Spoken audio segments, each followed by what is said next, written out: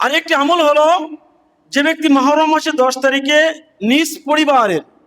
নিজ পরিবারের সবাইকে নিয়ে উত্তম খাবারের ব্যবস্থা করবে।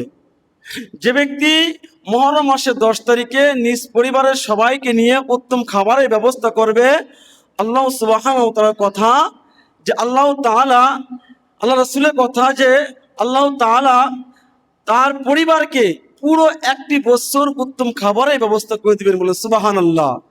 যদি আমি আল্লাহ রাসূলের কথা যদি আমি মুহররম মাসের 10 তারিখে আমার নিজ পরিবারের সবাইকে নিয়ে উত্তম খাবার খাইতে পারি, তাহলে আল্লাহ তাআলা আমার এই পরিবারের সবার জন্য 1 বছর উত্তম খাবারের ব্যবস্থা করে দিবেন বলে সুবহানাল্লাহ। এই জন্য সম্মানিত হাজিরিন, আমরা এই আমলটা করতে পারি। আরেকটা বিষয় হলো যে মুহররম মাসের এই 10 তারিখে কোন কোন কারণে এতটা উত্তম। একটা কারণ হলো যে আল্লাহ সুবহানাহু ওয়া তাআলা বনী ইসরাইলের লোকদেরকে, মুসা পয়গম্বরের সম্প্রদায়ের লোকদেরকে নীল নদ পার করে দিয়েছিলেন। ফিরাউনের সম্প্রদায়ের লোকদেরকে ওই নদীতে নিমজ্জিত করেছিলেন। এই জন্য মুসা পয়গম্বর এবং তার সম্প্রদায়ের লোকেরা রোজা রেখেছিল, 1 নম্বর।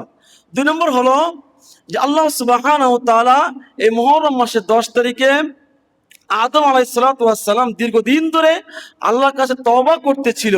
আল্লাহ সুবহানাহু ওয়া তাআলা আদম আলাইহিসসালাতু ওয়াস সালামের তওবাকে এই মুহররম মাসের 10 তারিখে কবুল করেছিলেন, বলে সুবহানাল্লাহ। 3 নম্বর হলো আল্লাহ সুবহানাহু ওয়া তাআলা হযরত ঈসা আলাইহিসসালাতু ওয়াস সালাম জন্মগ্রহণ করেছেন এই মুহররম মাসের 10 তারিখে।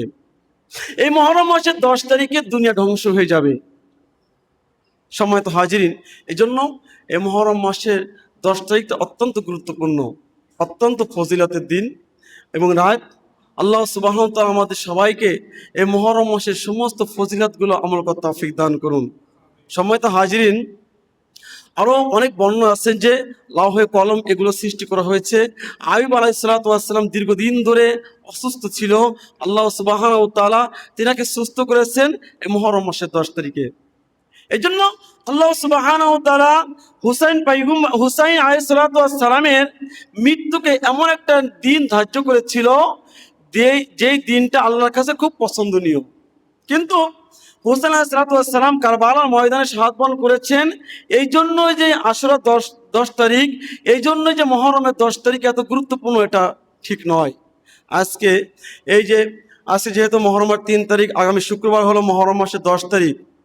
দেখবেন এই মুহররম মাসের 10 তারিখে আমাদের বাংলার জমিনে বা পুরো পৃথিবীর বুকে অনেক মানুষ বিভিন্ন জিনিস বের করে।